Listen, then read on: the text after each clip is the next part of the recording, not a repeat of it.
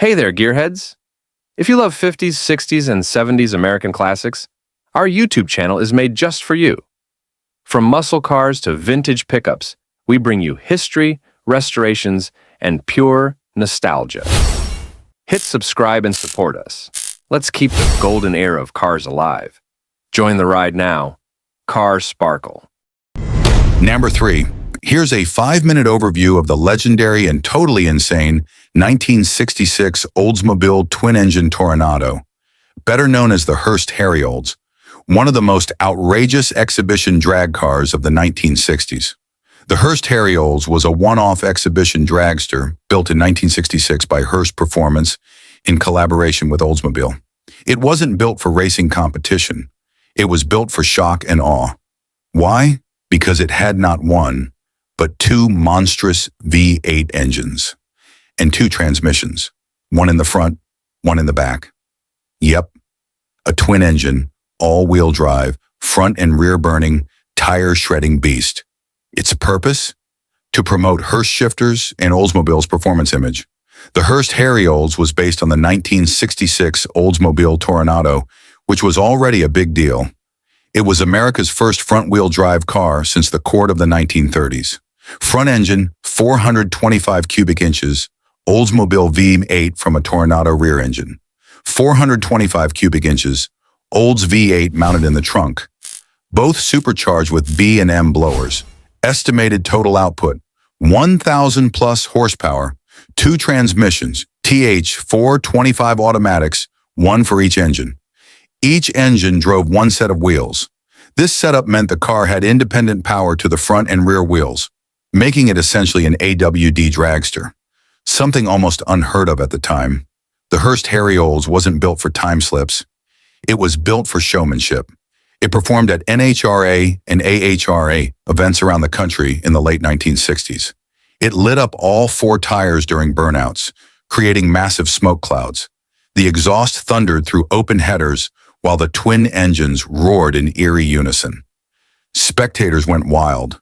It was like nothing else they had ever seen. Syncing both engines and trannies was tricky. It had no firewall between the driver and the front engine. Handling was wild, with 1,000 plus horsepower split between both axles. Driver Gentleman Joe Schubeck piloted it during most of its exhibitions. Paint: Hurst's signature gold and white interior. Gutted except for essential controls and dual shifters. Tires: wide slicks at all four corners. Chassis: reinforced to handle the massive torque loads, and in true 60s drag show fashion, it had Hurst badges everywhere. The car was a rolling billboard for performance.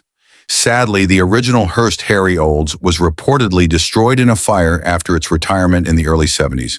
But its legend lives on. It's remembered as one of the wildest exhibition drag cars ever built.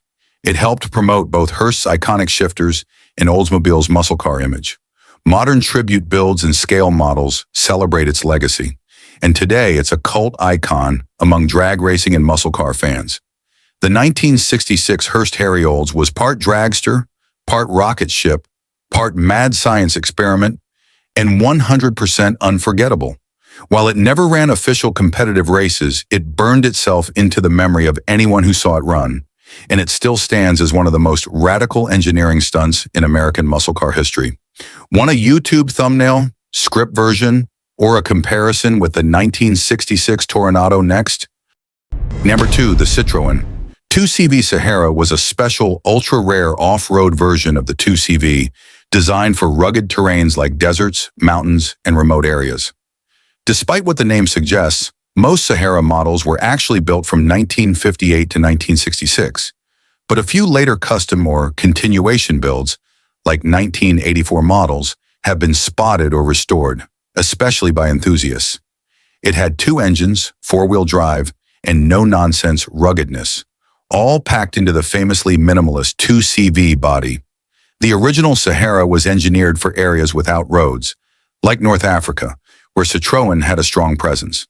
Here's how the 4x4 magic worked. Front engine mounted normally, driving the front wheels.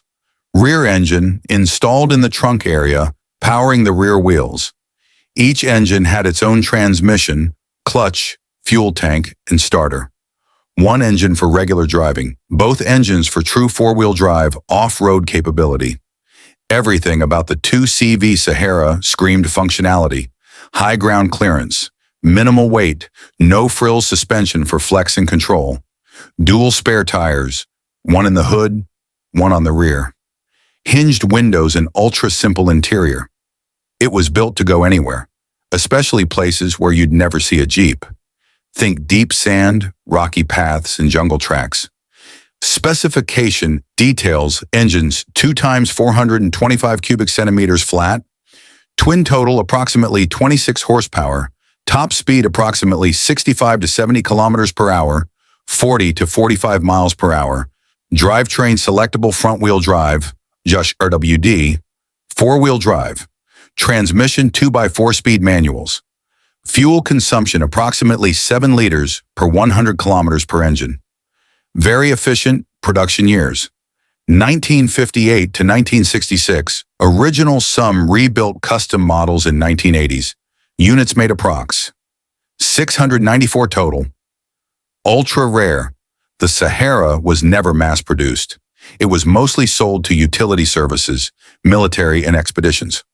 While Citroen didn't produce Saharas after 1966, some enthusiasts and restorers built 2 CV Saharas using donor parts, especially in the 1980s. These 1984 2 CV Sahara builds were often painstaking recreations of the original, using either 2.2 CV engines, period correct, or later Diane or Visa engines with improved reliability. They're incredibly rare and prized among collectors. Today, the 2 CV Sahara is a highly collectible oddball, with original versions fetching well over $150,000 USD at auctions. They're respected not just as quirky curiosities, but as brilliant examples of simple, effective engineering. No complex differentials or transfer cases, incredibly light, great in soft terrain, DIY-friendly and field repairable. It's the French answer to the Land Rover, built for the deserts instead of muddy farms.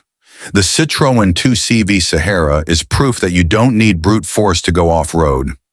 Just clever thinking. It may look funny, but it was dead serious in the field, and it's one of the most unique 4x4s ever built. If you're into rare overlanders, twin-engine oddities, or just love weird French engineering, the Sahara is a legend worth knowing. Want a comparison with Land Rover Series 1, a YouTube script, or a retro-style thumbnail for this next? Number 1. The 1966 Mini 20 is a twin-engine, four-wheel drive version of the Mini Cooper, developed as a one-off racing and experimental car. 2 engines, 2 gearboxes, and a tiny body. It was brilliantly ambitious, a bit insane, and very, very fast for its size. This was no standard Mini. The Tweenie was designed by John Cooper.